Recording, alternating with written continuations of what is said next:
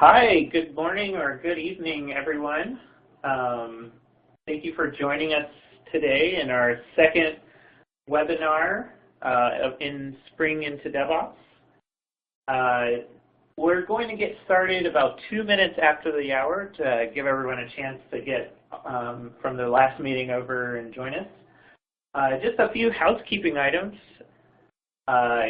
We have questions and answers that we'll be able to capture from you during the talk today, so feel free to use the Q&A window. Also, this is part of a broader set of weeks of all sorts of content that we're helping put out there in local events and office hours. So please take a look at the rest of the Spring into DevOps guides and resources that we're making available. We also have 2 more webinars after this one, and we have a webinar that was last week about deploying database changes. So the recording is already ready for that one. Again, thank you for joining us today. We'll get started in about 60 more seconds.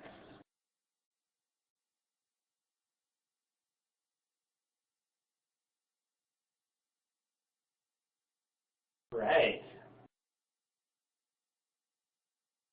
Got a good, healthy number of people. I'm going to put up a tip here to some of the audience who may not be hearing the audio. So usually giving it the browser a quick refresh helps to connect that audio connection again.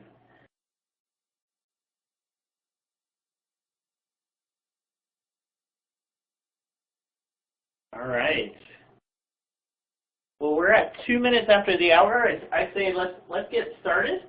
So my name's Ed Blankenship. I'm the product manager of our DevOps family of services at Microsoft, including one of our awesome services, which is Visual Studio Team Services. And in there, we've been focusing the last few weeks and the next few weeks on enabling continuous integration and continuous delivery in your day-to-day software development. So we've got some great stuff in Visual Studio Team Services, but today is not all about Visual Studio Team Services. One, we wanted to have Edith join us today. She's the CEO of LaunchDarkly, to help us understand how you can leverage feature flags as a way to also adopt continuous delivery practices. And so we use feature flags heavily at Microsoft. It's a very important tool in our tool chain to help us kind of split deployments and availability of features. And so Edith is going to talk about that a lot more. But one of the tips, we've been working with the LaunchDarkly team for a little over a year now. And I love that we have started that partnership because if there's one thing that I usually talk to customers about, especially when they come up here to Redmond, is that everyone gets interested about feature flags. And my usual tip is I would not build a feature flag system yourself. It sounds very easy, but it's definitely not. So with that, why don't I welcome Edith, and she could teach us a lot about feature flags and how LaunchDarkly can help you out. Thanks, Ed. So happy to be here today. So we already got a question. There's a Q&A at the bottom about, do I have to use LaunchDarkly to use feature flags? And I'll answer that up front. No, you do not. Feature flags are a concept to improve continuous delivery. We provide a powerful and easy, scalable way to manage them, but you do not have to use us. So I think it would make your life a lot easier if you did. So today I'm going to walk through why feature flags are important, some use cases of where and how you might use feature flags, and then give a brief LaunchDarkly demo, and then Ed is going to give a demo. So after each major section, I'm going to pause for Q&A. You can write your Q&A in the chat box at the bottom, so please let me know if you have a question.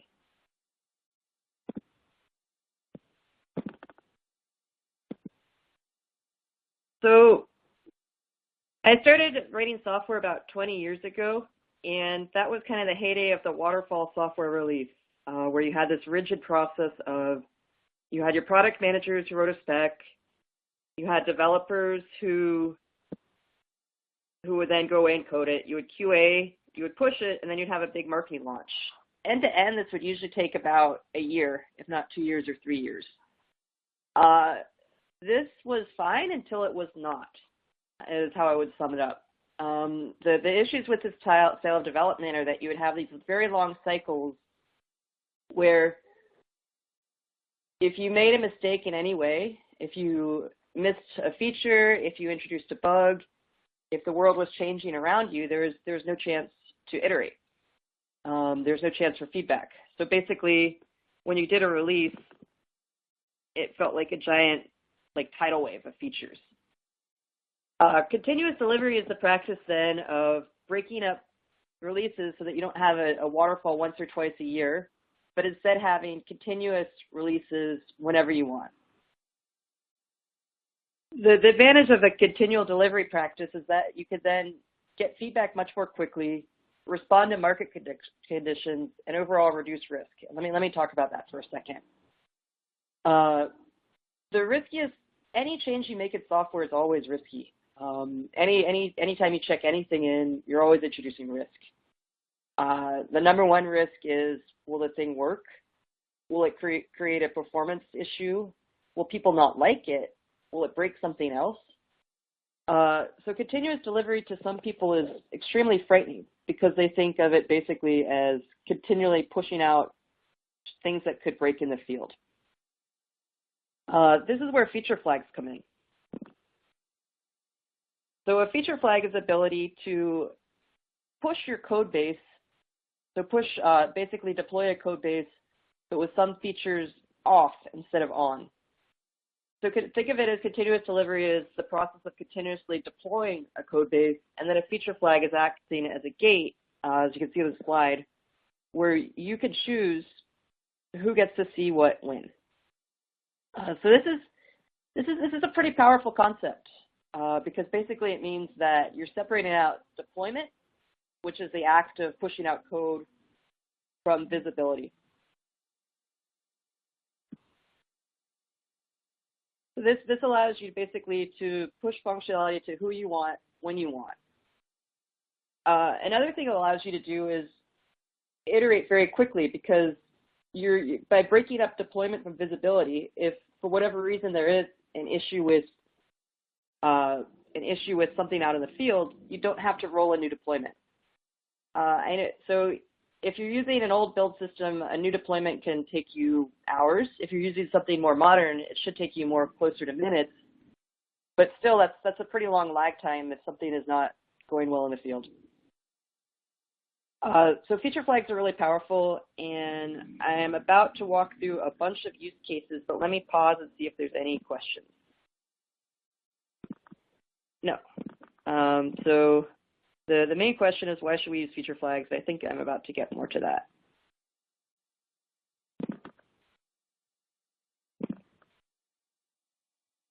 So what feature flagging really allows you to do is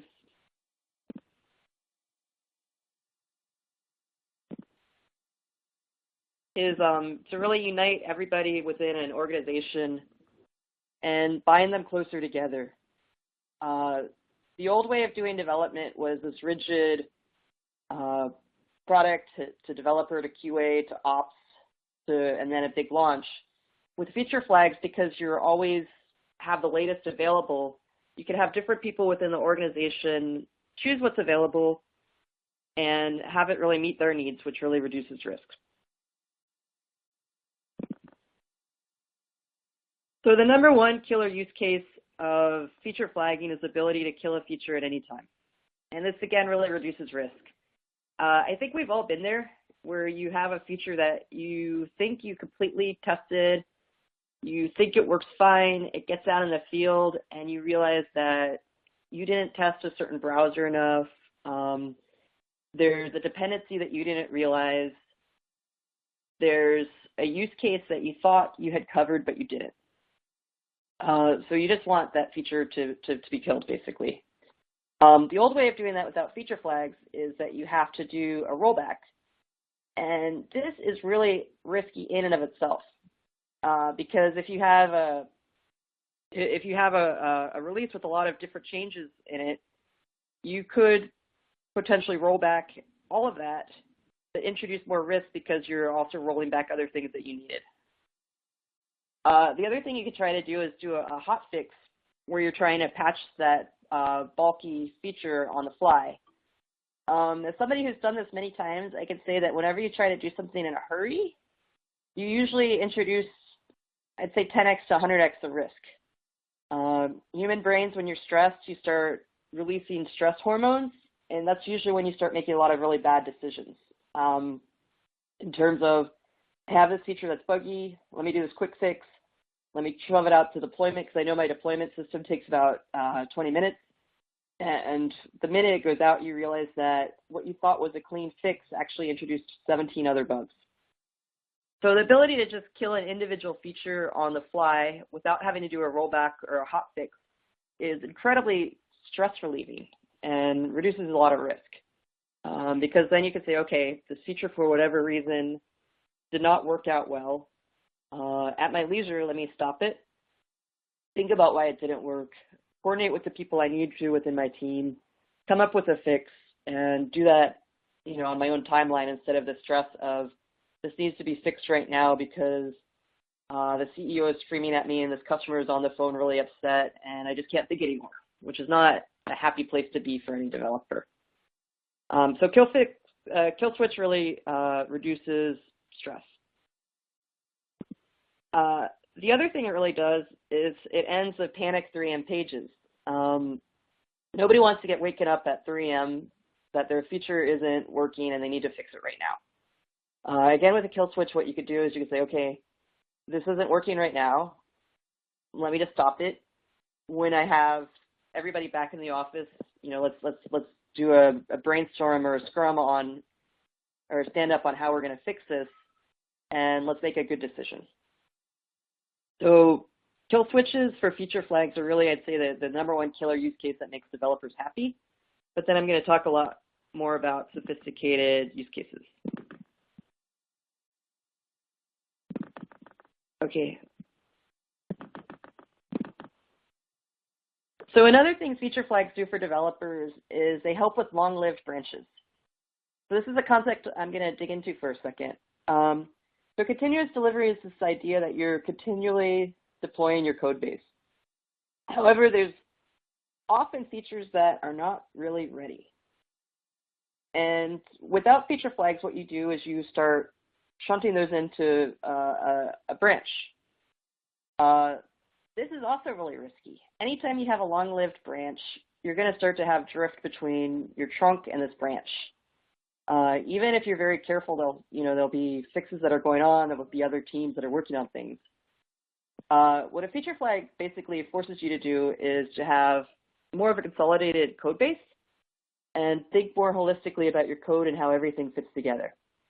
If you have a new feature, what we recommend that you do is you immediately start with a feature flag and start developing there, integrate it into the rest of your code base. So the feature from the beginning, from concept, is there, it's just not visible to anybody. Another thing feature flags allow you to do is to get, as a developer, is to get a lot closer to your users. The staging server is usually, I think every developer has a love-hate relationship with their staging server. One of the most painful bugs always is when you're trying to reproduce, you say, I can't reproduce this on staging. And then you're forced to push to production and basically have something explode there.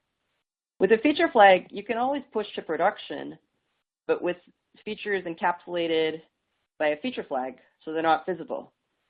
So then, for example, you could turn on the feature for your QA team on production, have them walk through it, reproduce a bug, and then turn the feature back off. So instead of trying to basically debug in multiple environments in staging, QA, and production, you can have the ability to quickly debug just in one place.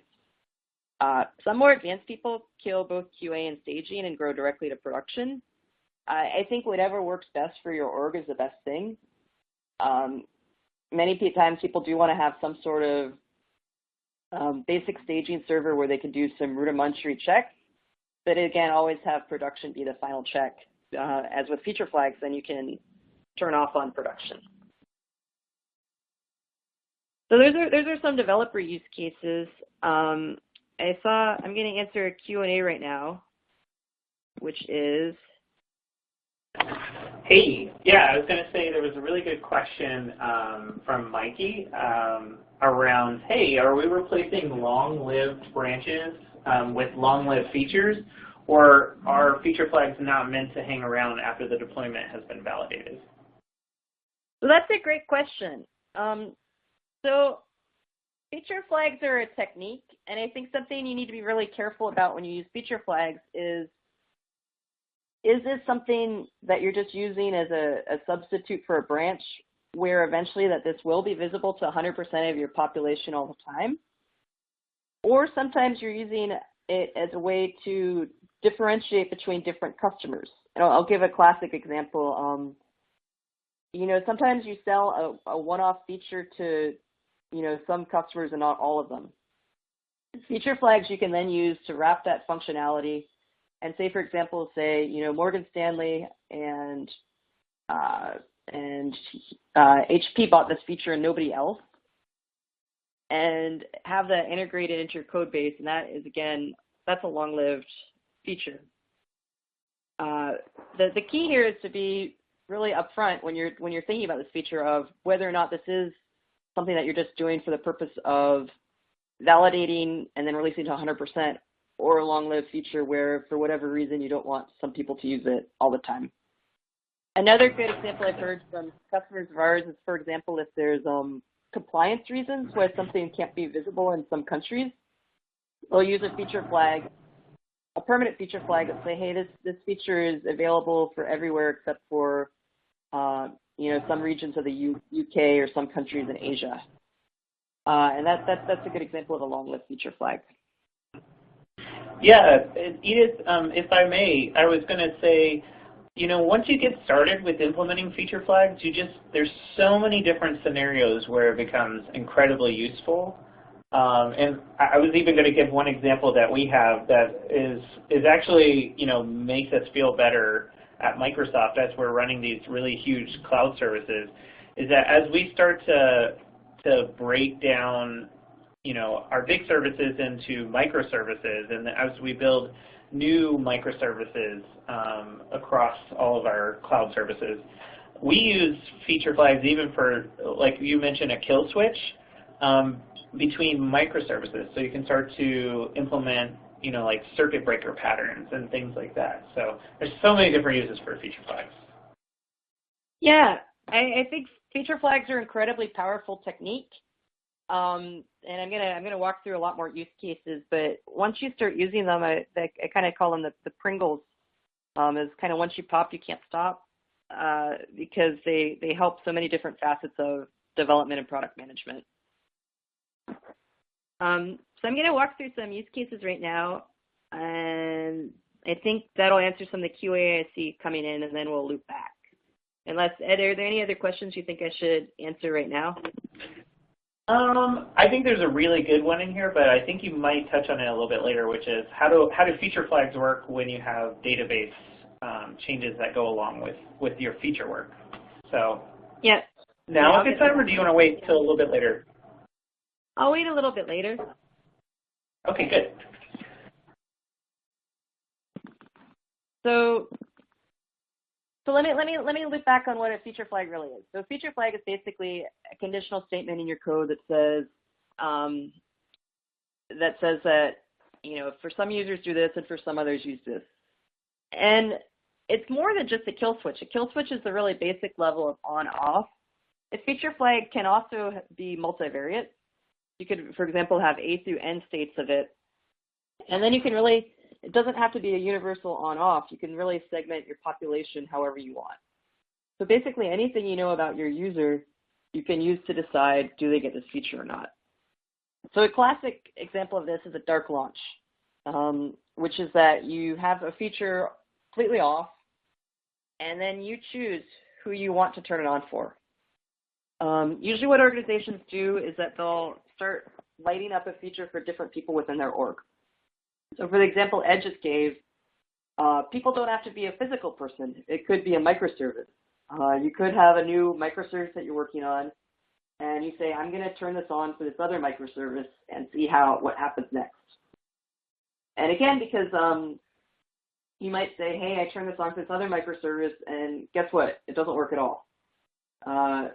That's great. All you have to do then is go switch back to the prior version and debug it a little bit, and then figure out what's going on. But this, again, really mitigates risk because you're not doing this to everybody. You're just doing it in a very limited way. So you first turn it on for other microservices. You can turn it on for other groups in your company. So to go back to the classic waterfall example, you might turn it on for your UE designer so they can go in and check that the feature as built corresponds to their mockups. Having done this many times myself, I could say there's usually one or two things that the designer wants to fix, and it's just really easier just to turn on for the designer and have them give feedback. The product manager is usually with the designer. Then they'll walk through the feature, verify that it works. The whole concept of Agile is that you want to be able to make a quick change or quick iteration.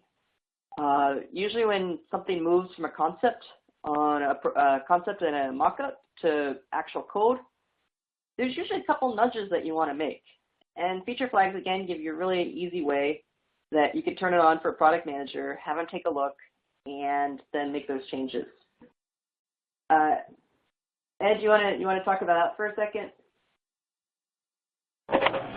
Yeah. So I think it's super important. Like I think for those who've been following the Visual Studio Team Services team, like we even use feature flags as a way of, we have basically exposure control, which we have a ring model of or stages that we have stage 0, stage 1, stage 2, stage 3, and we have customers that are in each of those stages. So like if you think about stage 0, it's really, our engineering team and some other internal Microsoft accounts, and we'll start a feature turned on there, and then we'll roll it out to stage 1, which is our early adopter customers, our Microsoft MVPs, another set of group, and then there's then stage 2 becomes even bigger, and so like this is one really good way for product managers to start to roll things out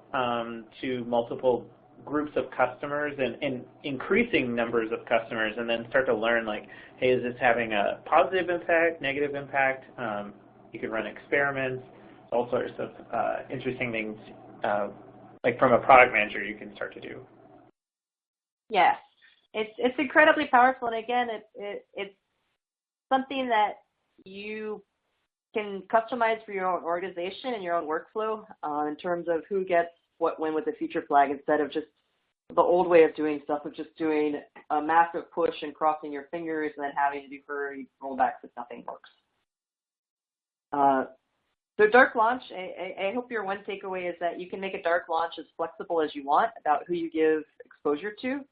I've seen a lot of interesting use cases. For example, I know people who will turn features on for people that have a high net promoter score because they've found that the people with the highest net promoter score are the most forgiving, and they want to see new features first. I've seen other people use this to segment to certain customers. For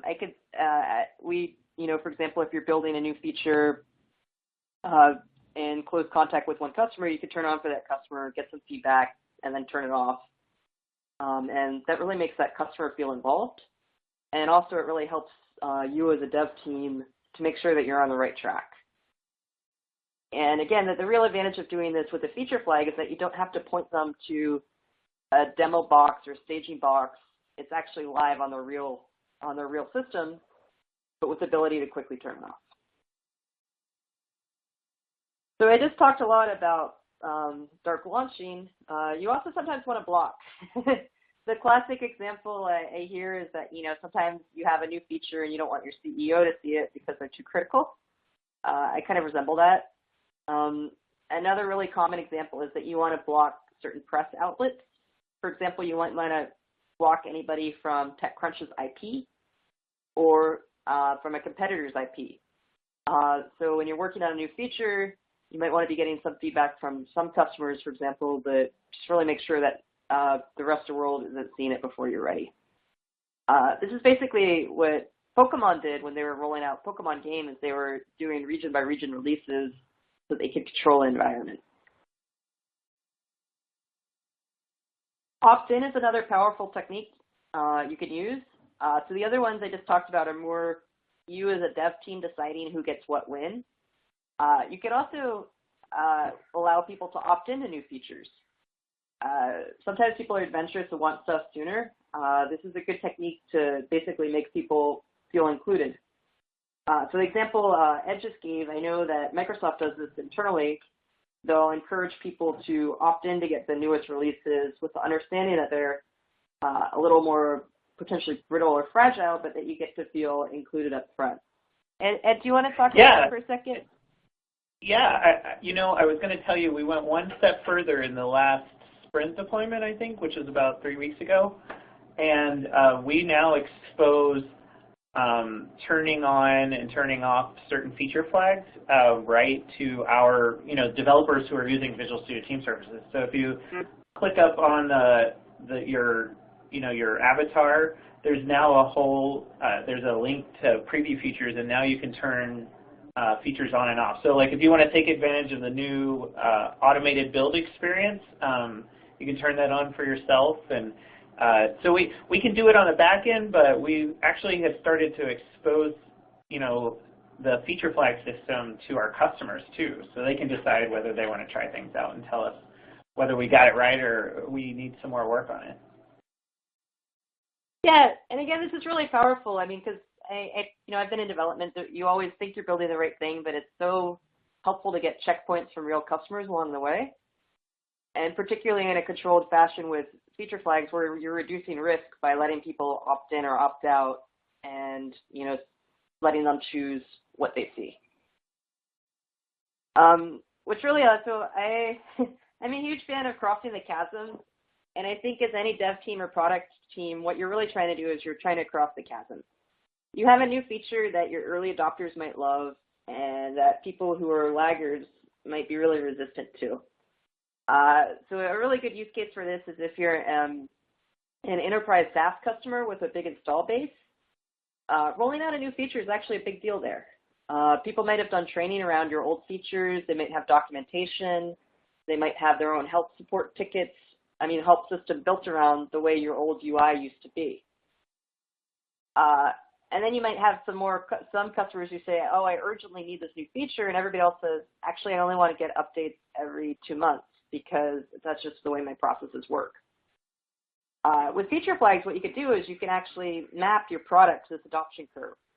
You could be iterating on a faster pace with some customers and giving them access to the new features, and then when they are rock steady or when they're, then you can start expanding out who actually gets it. So you can segment feature flags based on any information you have on a customer. You could do it on domain, on IP, on account, and that way really make sure that your customers are getting the right experience for them. So rollouts. Rollout is basically saying that a percentage of traffic gets a certain feature. And now I'm going to talk a little bit about databases. So we actually have a really detailed blog post on our website that our engineer wrote about how we ourselves use feature flags and databases.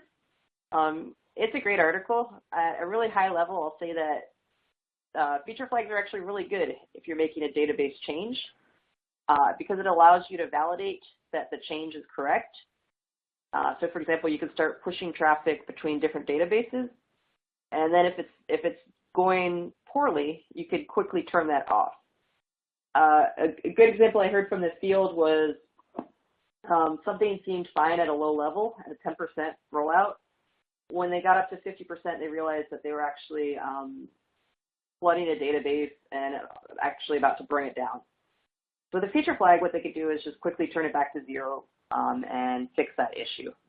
Again, we have a great article on our website with a lot more detail. I really encourage you to see that for more.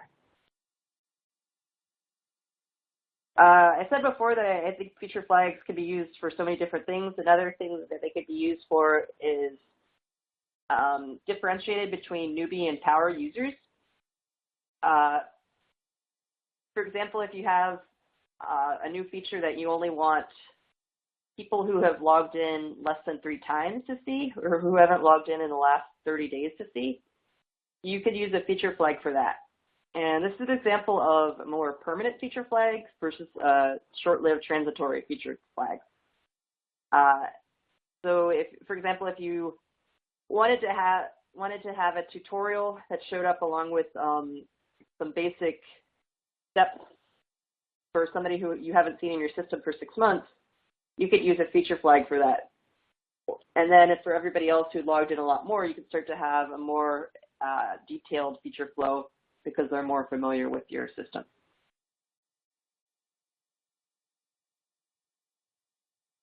So a really common critique of feature flags is that they add a lot of technical debt. I think they add a lot of technical debt if you do feature flags poorly. If you do feature flags in a controlled fashion, they're actually really good at telling you what code base is not being called anymore or where you can start to clean up. So feature flags are basically encapsulating different features. If you could look at a feature flag and say, hey, we haven't actually used this path for about 4 days or 2 months, that's a really good sign that you should go in and clean up that code base. And then because it's neatly encapsulated, it's easy to then just take out that. Without feature flags, you might have a lot of function calls all over the place and not really realize that they're are related to one feature that your product manager had a bright idea to do, nobody liked, and now you just have all these dead, basically dead code paths. So right now I walked through a bunch of product and developer use cases. I'm going to take a pause and look at the Q&A and see if there's anything that I should answer.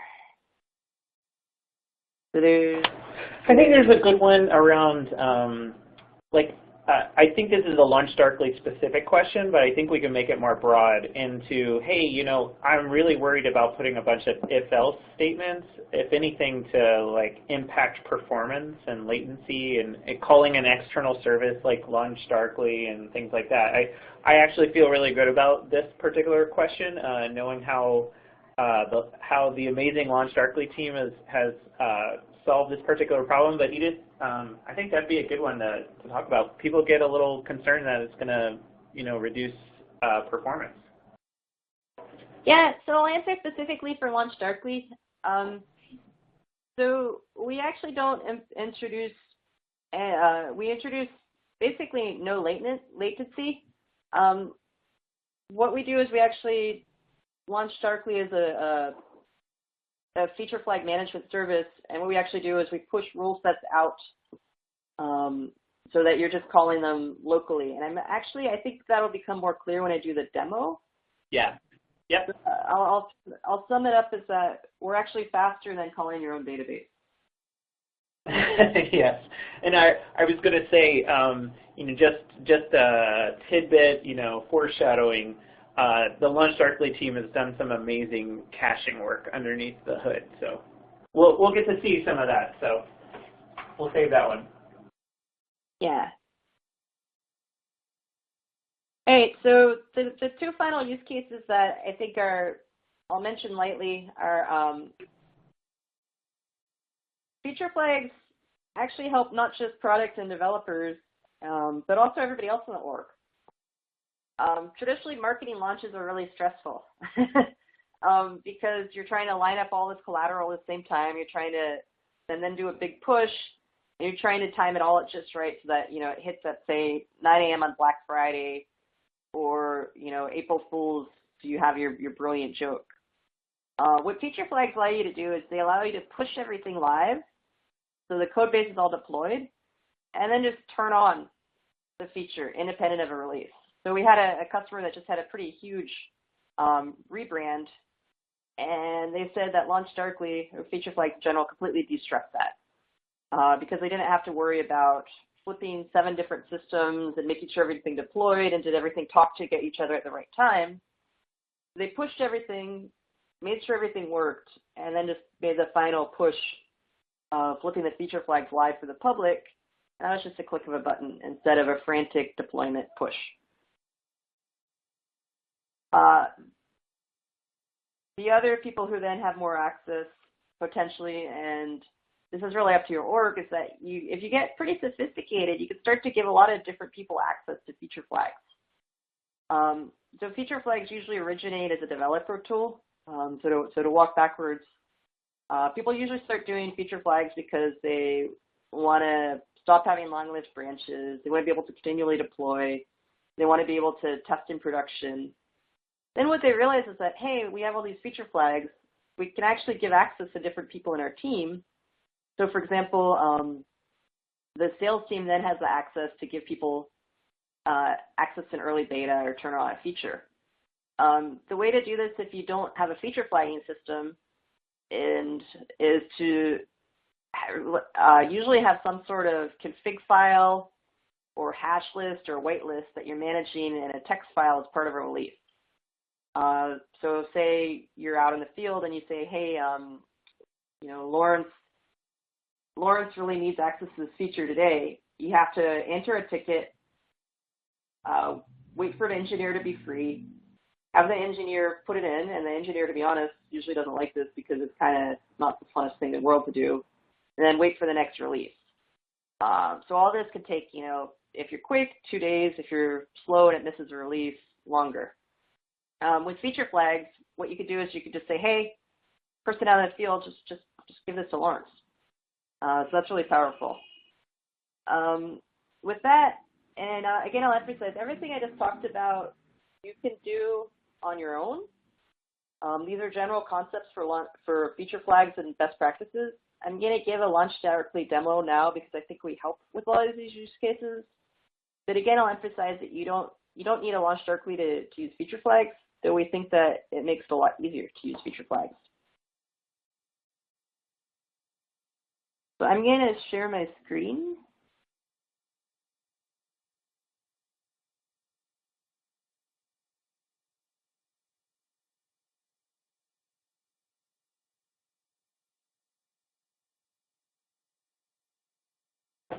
Awesome. It's starting to buffer, yeah. So that's good. And now I can see it. We may give everyone about 5 more seconds to make sure it gets to them too. Yeah.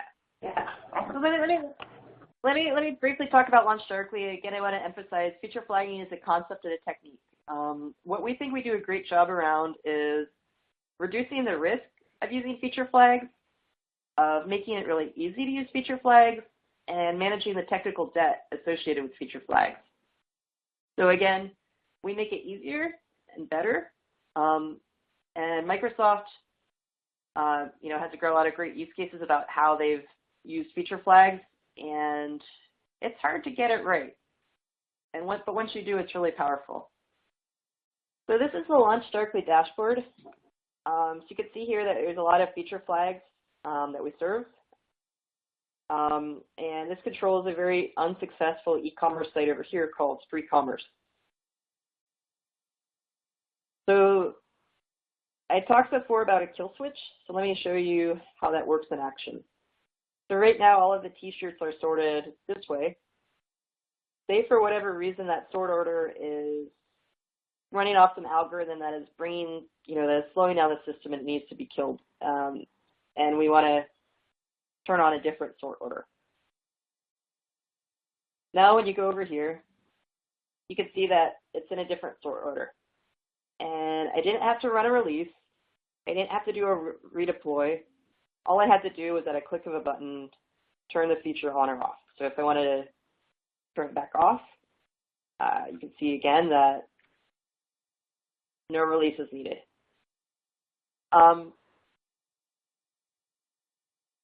So another use case I talked about was the ability to add people to a feature. You can see that if I, for example, wanted Ed to see this feature, there, he can see it now. If I decide, and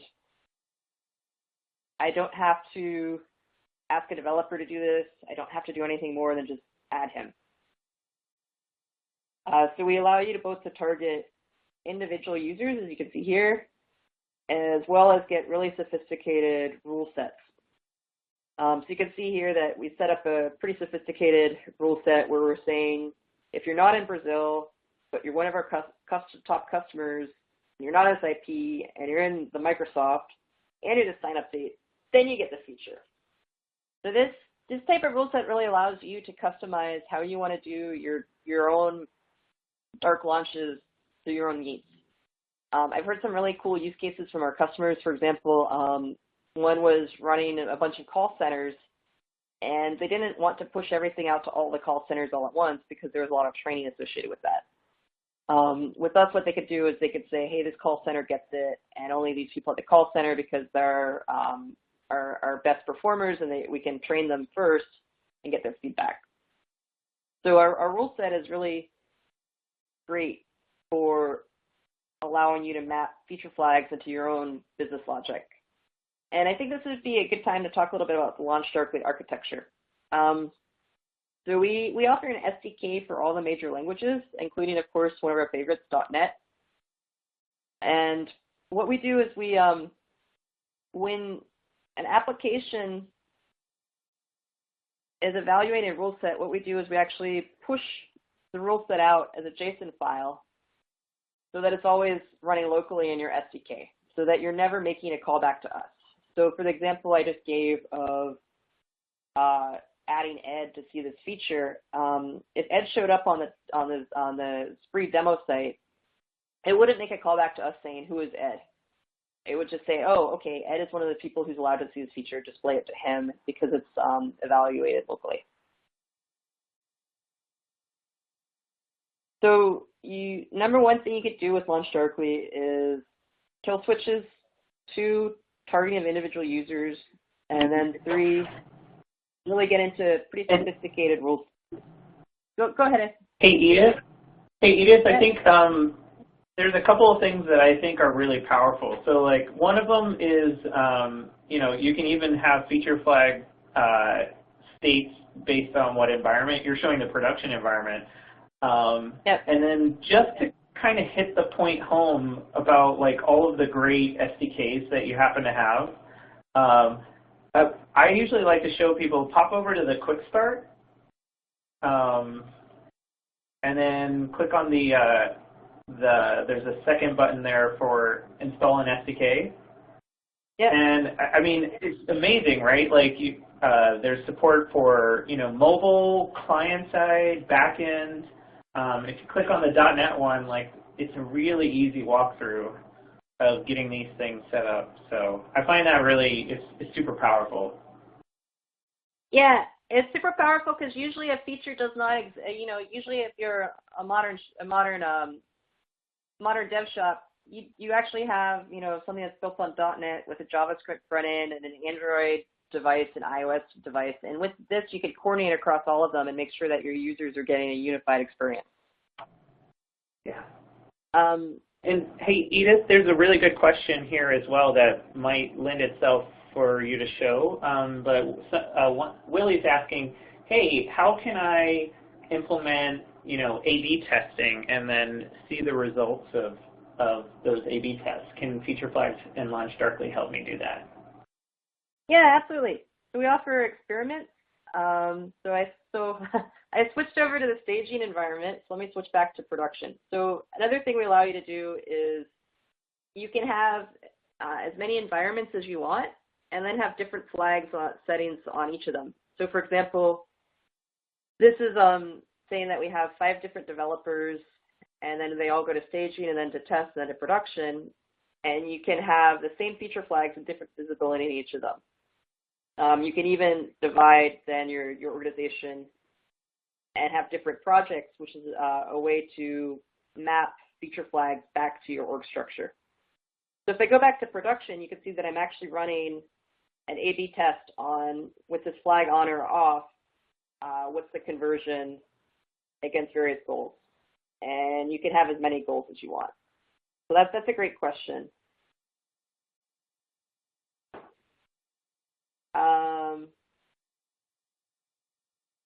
let me jump then into a really powerful thing you could do is you say, that's great. Now I have all this technical debt of all these features. How do I understand what a given user is actually getting? And I'll say this is a way a lot of people get into trouble is if they use feature flags without a LaunchDarkly, and they'll just have them all at the code level and figure the developers can manage that complexity. What happens then is some customer calls in with a support issue of, why is this broken, or I can't see this anymore, or what's happening. This is a big issue for your support team then, because they have no idea that your dev team has implemented feature flags, and then they have to open a ticket, and it has to go back to the dev team, and somebody has to start crawling through your code trying to figure out what a user is actually seeing. With LaunchDarkly, you could say for example, this person calls in, you could say, oh, their alternate sort order is set to false. That's probably why they're getting their experience. You know what? Let me change that back to true, so that you're not getting this broken experience anymore, and everybody is happier immediately because the end user gets the experience they want. Customer support can easily change it, and the developers are, as I said, trying to troubleshoot feature flags. Particularly if you have a bigger development team, if you're not using something like a LaunchDarkly, feature flags can quickly become overwhelming because you might not even realize that another team has changed something. So with LaunchDarkly, what we do is we give you this consolidated dashboard where you can see all of the feature flags. I talked before about technical debt and knowing when to sunset. You can see here that we have some flags that are really old and stale. This is usually a sign that you should go in and clean them up. Another thing, so along with the temporary or permanent flag,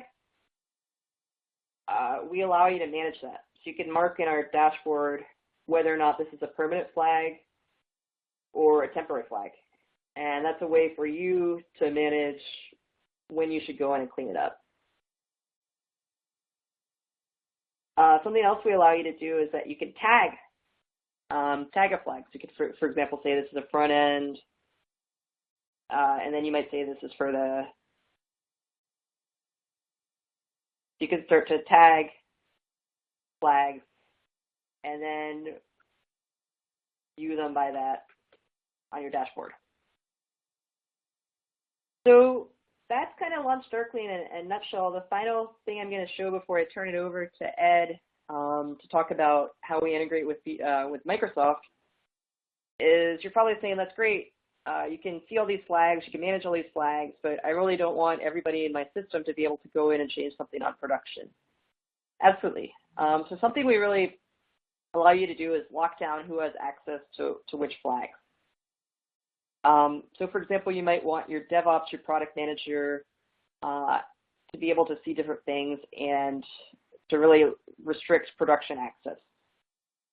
We allow you to make custom roles that say exactly what a user in our system can do, and then you can map your team to these different roles. So for example, right now I'm Edith and I'm an admin.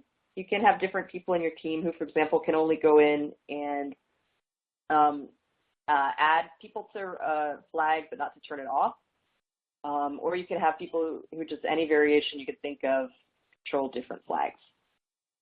And then for compliance, you can see exactly who changed what when. This is a big issue with technical debt on feature flags if you kind of try to roll your own.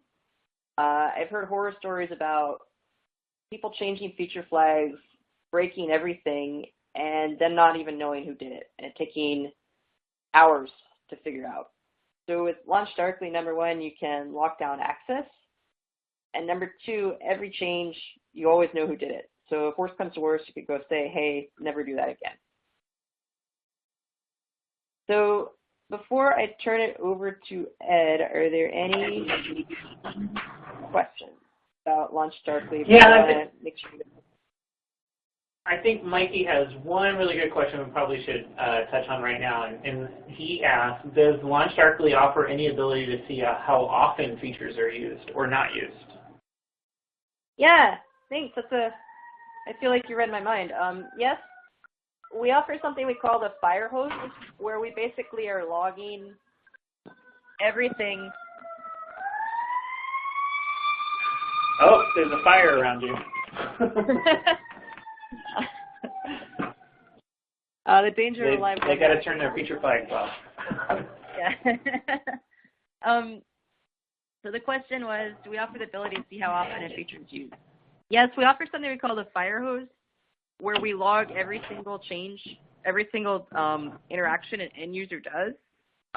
Most of our customers then pipe that into their own data analytics warehouse and do a lot more sophisticated post-processing on it. But there's some really powerful use cases you could do with that knowledge. And I want to make sure I leave time for your demo or for your portion. Yeah. So are there any other questions I should? I'd say let's go through the how things work with LaunchDarkly and Visual Studio Team Services, and then we'll wrap it up with another open time for questions. So thank you, Edith. Like the LaunchDarkly service is pretty awesome. I've used it in a couple of different projects myself, and it's great.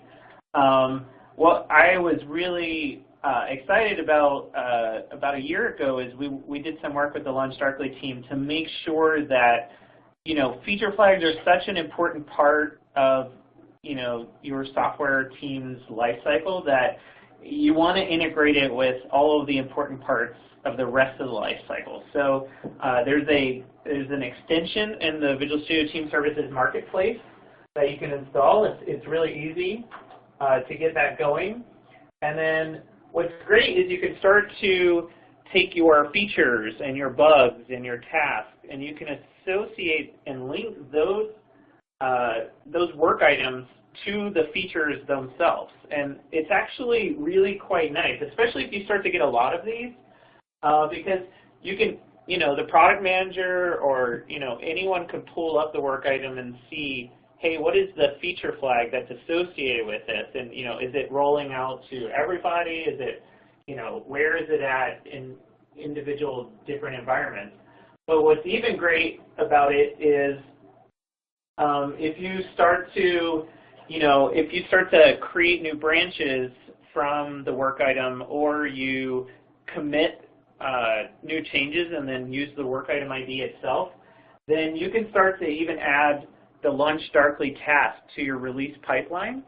And it's really kind of amazing. What that task does is it actually helps you either set what exposure level you want for any new feature flags that are part of that release that it can detect. Or another really useful thing is understanding, well, what feature flags actually were a part of this deployment that is going out. And so the LaunchDarkly team has worked really hard on giving you some really good integration points with Visual Studio Team Services. So it's pretty easy, straightforward to get set up, and then it just becomes part of your normal flow of using it with your Git repos, your pull requests, your automated builds, and then ultimately your continuous delivery pipeline and deployment. So really love it. Thank you to the LaunchDarkly team for making that extension available. We have a lot of companies that have already started using that integration. So great. So I think we're at a good point where we have we can wrap up here, and then we can open up the floor for some questions for about, looks like we have about 5 minutes left.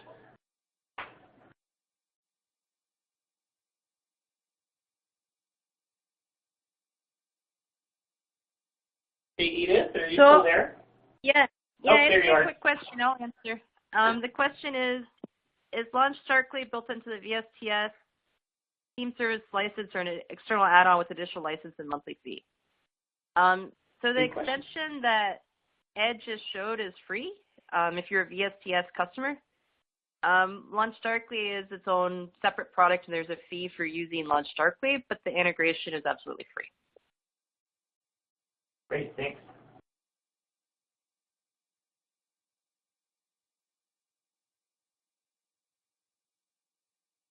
A good question I see here is, what differentiates feature flags for permission roles in your database? I'd love to ask a follow-up of, I'm not really sure what you mean. I know really what feature flags are doing is, are you saying like, why can't I just manage permissions in my database? And let me answer it that way. Yeah, I think that's what he's asking. Yeah, I'll answer, and then I'd love your thoughts too, Ed. Yeah. I think that's great as a really first step at feature flagging. That really limits you, however, though, is that means that any changes have to be made by somebody with access to that database. So for example, and it's a new deployment. Yeah. Yeah.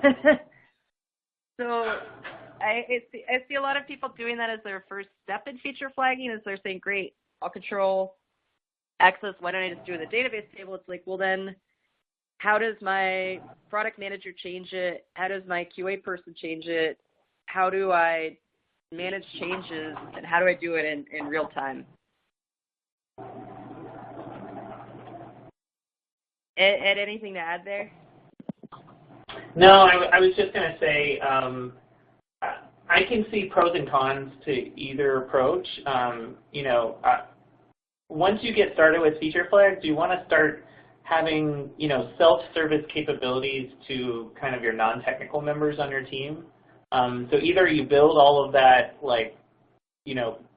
authentication and security group management and all that kind of stuff, or you can leverage, a service like LaunchDarkly to help with taking advantage of that kind of stuff. So I don't think there's a right or wrong answer. I think there's just some pros and cons to either approach. Yeah. So another question is, are feature flags similar to a traditional gatekeeper? And a gatekeeper is an internal tool built by Facebook. And I'd say yes. The biggest companies in the world, the Facebooks, the Twitters, the Microsoft, can build their own feature flagging technology in-house and maintain it. I think then there's everybody else who wants that same functionality and wants that same power, but doesn't have a team of hundreds of developers who can maintain that system. So we're absolutely inspired by Facebook. I actually have a article I wrote called "Secrets of Facebook: How to Move as Quickly as Them with Low Risk." That talks a lot about the cool things that Facebook does because they have their own internal system. Nice. Hey, Matt has a good question. Oh, you just did that. Sorry. I thought it was good too, Ed. Yeah, there we go. We're good. Another question, on-prem. Yes, we offer on-prem solutions. So we have both our hosted SaaS solution as well as on-prem. If you have more questions about that, happy to answer in a follow-up email or call.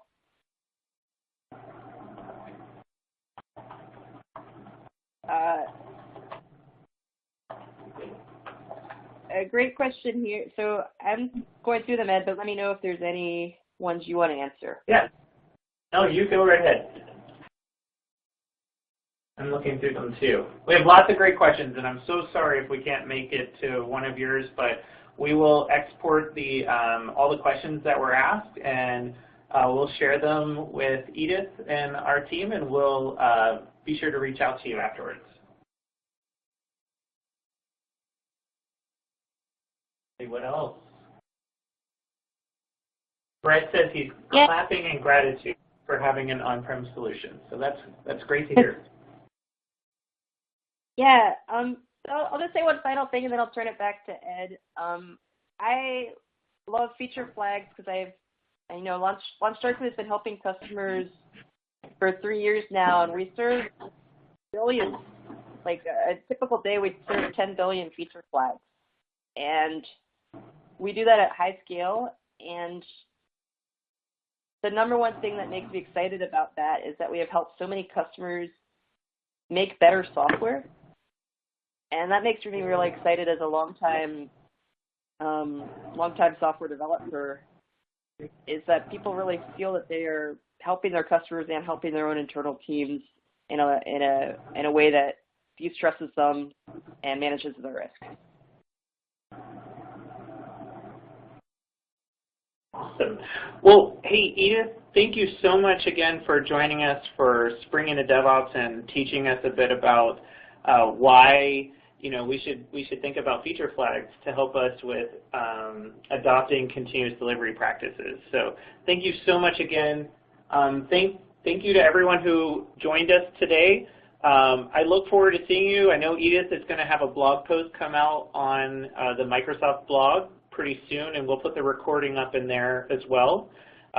We have a webinar tomorrow with Buck Hodges, who's the Director of Engineering here at Microsoft, and he's going to talk to us a bit about the transformation we've gone through to adopt DevOps practices internally. And so really looking forward to that. There's so many other things happening with Spring into DevOps, so please be sure to tweet, ask us questions, let us know how you're thinking. If there's a topic you think we should touch on, let us know. And thank you again for joining us today.